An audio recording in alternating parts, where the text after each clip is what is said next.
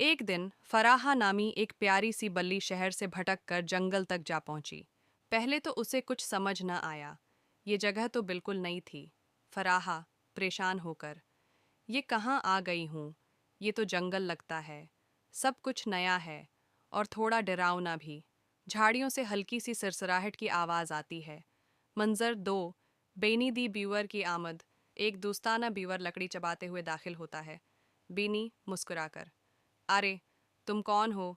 तुम तो जंगल में नई लगती हो। फराहा, मैं फराहा हूँ, और हाँ, मैं रास्ता भूल गई हूँ। बीनी, फिक्र मत करो, मैं हूं ना।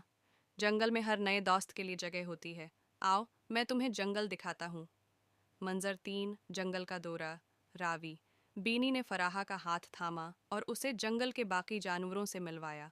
हरिन, तोता, बंदर और छोटी चीवंटी। खुशगवार मौसीकी, जानवर हाथ हिला रहे हैं।